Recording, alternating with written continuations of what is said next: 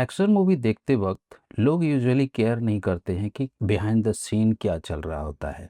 उनको ब्लेम कर भी नहीं सकते हैं क्योंकि एक्शन मूवी का ये पर्पज ही है देखने वाले को वो एक एस्केप रूट में लेके चलें। लेकिन जब आप एक्शन मूवी के फैन होते हो तो कंजप्शन से भी थोड़ा ज़्यादा चाहिए होता है आपको, तो आप केयर करते हो कि इसके पीछे क्या चलता है, पर्टिकुलर एक्शन सीन के बारे में, किसी एक्शन स्टाइल के बारे में आप सोचते हो। आज के इस वीडियो में मैं बात करूंगा कुछ एक्शन कोरियोग्राफर और मार्शल आर्टिस्ट जो दशकों से एक्शन मूवीज के साथ इन्वॉल्व हैं, टोटल कल्चर को अफेक्ट किए हैं। मैं कोई डिटेल्स में नहीं बोलूंगा, सिर्फ ये इंट्रोडक्शन टाइप का होगा, आपको एक हल्का सा आइडिया मिलेगा कि ये लोग हैं कौन। तो चले चलते हैं।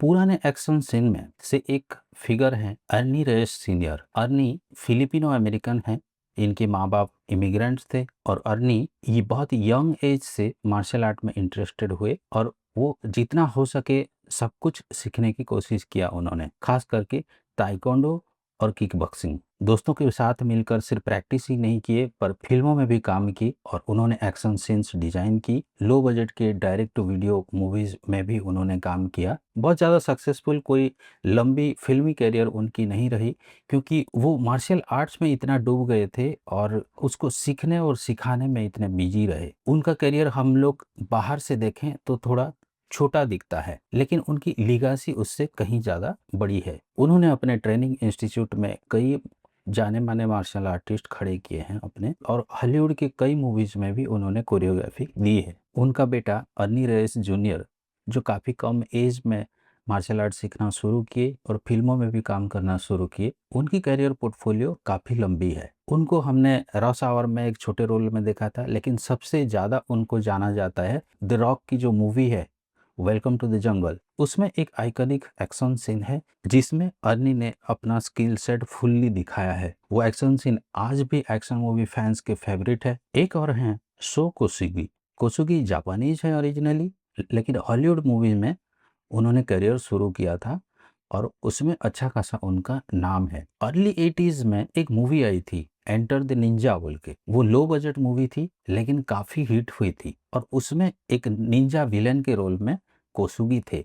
और वो मूवी इतनी पॉपुलर हुई उनकी वजह से कि हीरो से ज्यादा पॉपुलैरिटी कोसुगी को मिला और उसके बाद एक ट्रेंड बन गया निंजा मूवी का, जिसमें कोसुगी ज्यादातर लीड में आते गए। निंजा मूवीज को हॉलीवुड में मेनस्ट्रीम करने में उनका बहुत बड़ा रोल है। कोसुगी अमेरिका और हॉलीवुड में जितनी फेमस है उतनी ही और शायद उससे ज़्यादा भी वो जापान में भी फेमस है। कई साल तक मूवीज करने के बाद वो रिटायर कर गए थे ताकि वो अपने इंस्टीट्यूट में फोकस कर सकें, लोगों को सिखा सकें उनकी कला। और कई सालों के बाद वो 2009 में रिटर्न किए थे एक मूवी में निंजा असैसिन में।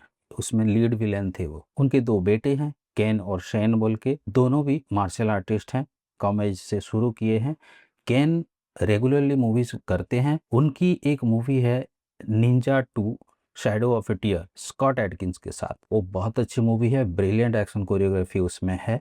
नेक्स्ट हमारे लिस्ट में है डैन इनोसांतो। डैन इनोसांतो मार्शल आर्ट्स में, खास करके पॉपुलर मार्शल आर्ट कल्चर में एक काफी रेस्पेक्टेबल और जाने माने नाम है। ये काफी पुराने हैं इंडस्ट्री में। ब्रूसली के साथ ये क्लोज फ्रेंड्स थे, यहाँ तक कि ब्रूसली को उन्होंने ननचक सिखाया था, जो ब्रूसली ने काफी पॉपुलर किया था अपने फिल्म के थ्रू। और ब्रूसली ने जो मार्शल आर्ट डिजाइन किया था और एक डिसिप्लिन बनाया था जीत कुंडो बोल के, उसका क्लोज प्रैक्टिशनर थे डैन इनोसेंटो। और ब्रूसली की जब अर्ली 70s में मौत हो गई अचानक, उसके बाद उनके इंस्टीट्यूट का पूरा भारा और उस मार्शल आर्ट डिसिप्लिन का जिम्मेदारी डैन इनोसेंटो ने लिया था। डैन ने साउथ ईस्ट एशिया घूमा था एक्सटेंसिवली, सिर्फ यही एक्सप्लोर करने के लिए कि यहाँ पे जो जितने टाइप के सब मार्शल आर्ट्स हैं वो सभी उन्होंने सीखा था और उसको यूएस में जाके वो हॉलीवुड के थ्रू उसको पॉपुलराइज किया था। डैन यूएस आर्मी में भी रह चुके हैं, वो एक वेटरन है। उसके साथ साथ एक्टर भी हैं, कई सारे मूवीज में इन्होंने कोरियोग्राफी भी दी है।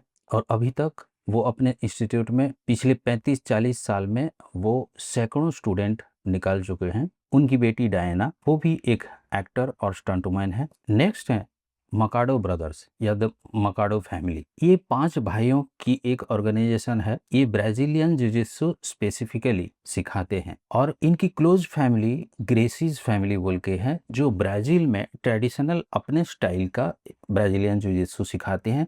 80 साल से भी पुरानी लिगासी है उनकी, लेकिन वो लोग फिल्मों में नहीं है तो इसलिए उनकी बात नहीं करेंगे, मकाडो की बात करेंगे हम। मकाडो 70s 80s में से ये हॉलीवुड के एक्शन मूवीज कर रहे हैं, खास करके उसके कोरियोग्राफीज और एक्शन डिजाइन। चॉक नॉरिस जो 80s के फेमस एक्शन स्टार हुआ करते थे, उनके खास दोस्त हैं ये। कलेक्टिवली और इंडिविजुअल लेवल पे भी उन लोगों ने अपनी अपनी पोर्टफोलियो और लेगासी बना रखी है। अभी रिसेंटली उन्होंने जॉन विक का जो ग्रैपलिंग टैकलिंग ट्रिक्स जो रहता है, वो मकाडो ब्रदर ने ट्रेनिंग दी थी। तो ये थे हॉलीवुड के ओल्ड स्कूल एक्शन सीन के कुछ नाम, जो जनरेशन से एक्शन मूवीज के लिए काम करते आए हैं, जिन्होंने एक्शन का जो ट्रेंड है उसको उन्होंने बनाया है, मार्शल आर्ट्स को मेनस्ट्रीम किया है। और भी बहुत सारे नाम हैं, वो धीरे धीरे मैं उनके बारे में बात करूंगा और भी वीडियो बनाऊंगा। अगर आपको भी पता है ऐसे लोगों के बारे में तो बताइए कमेंट्स में। मिलते हैं अगले वीडियो में, तब तक के लिए बाय बाय।